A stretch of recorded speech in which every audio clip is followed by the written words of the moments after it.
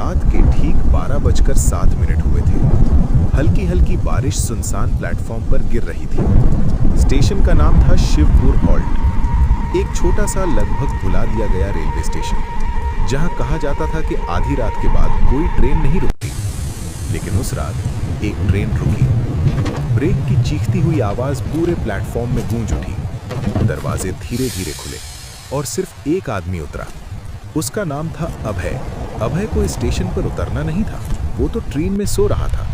जब उसकी आंख खुली तो पूरी बोगी खाली थी, न कोई यात्री, न टीटी, न कोई आवाज।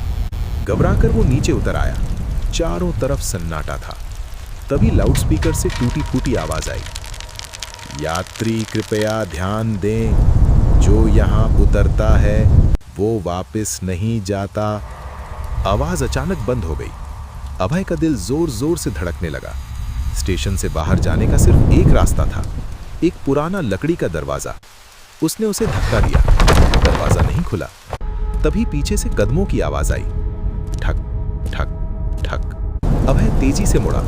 कोई नहीं था, लेकिन गीले फर्श पर ताजे पैरों के निशान थे और वे निशान उसकी तरफ आ रहे थे। तभी स्टेशन मास्टर के कमरे की लाइट अचानक जल उठी। अंदर एक बूढ़ा आदमी बैठा था, लंबी सफेद दाढ़ी, काली गहरी आंखें, बिना पलक झपकाए घूरता हुआ। अभय कांपते हुए बोला, आप कौन? बूढ़ा हल्के से मुस्कुराया, मैं यहां 25 साल से इंतजार कर रहा हूं। किसका? तुम्हारा। अभय पीछे हट गया। लेकिन मैं तो पहली बार। बूढ़ा अचानक तेज आवाज में बोला, हर कोई यही कहता है। उसने एक पुरानी डायरी उसकी ओर बढ़ाई। अभय ने कांपते हाथों से उसे खोला। उसमें सैकड़ों नाम लिखे थे। आखिरी नाम था अभय शर्मा और सामने तारीख आज की। ये मजाक है, अभय चीखा। बूढ़ा शांत आवाज में बोला, 25 साल पहले एक लड़का यहां उतरा था, डरा हुआ, घबराया हुआ, ठीक तुम्हारी तरह। अभय की सांसें तेज हो गई। उसका नाम? बूढ़े की काली आंखें चमकी। अभय। अभय का दिमाग सुन्न पड़ गया। कमरे में रखा टूटा हुआ आईना अचानक चमक उठा। अभय ने उसमें देखा और उसका खून जम गया। आईने में वो खुद नहीं था, वहां वही बूढ़ा आदमी खड़ा था। बूढ़ा धीरे से बोला, ये स्टेशन उन लोगों का है जो अपने सबसे बड़े पाप से भागते रहते हैं। अभय की आंखों के सामने अतीत घूम गया। 25 साल पहले चलती ट्रेन में उसका अपने छोटे भाई से झगड़ा हुआ था। गुस्से में उसने उसे धक्का दिया। उसका भाई ट्रेन से नीचे गिर गया। उसने किसी को सच नहीं बताया, सबको कहा वो खुद गिर गया। तभी बाहर ट्रेन की सीटी फिर से गूंजी।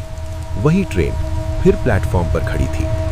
बूढ़ा बोला, 2 रास्ते हैं, या तो ट्रेन में बैठ जाओ और सब भूल जाओ, या सच स्वीकार करो और यहीं रह जाओ। ट्रेन के अंधेरे दरवाजे से आवाज आई, भैया। अभय के आंसू निकल पड़े। मुझे माफ कर दो। वो घुटनों पर गिर गया। पूरा स्टेशन हिलने लगा। लाइट्स टिमटिमाने लगी।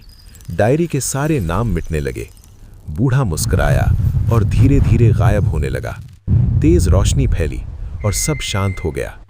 सुबह जब सूरज निकला, स्टेशन खाली था, लेकिन घड़ी अब भी 12:07 ही दिखा रही थी। कहते हैं, अगर कभी आपकी ट्रेन किसी सुनसान स्टेशन पर अचानक रुक जाए और वहां सिर्फ आप उतरे, तो पीछे मुड़कर जरूर देखना।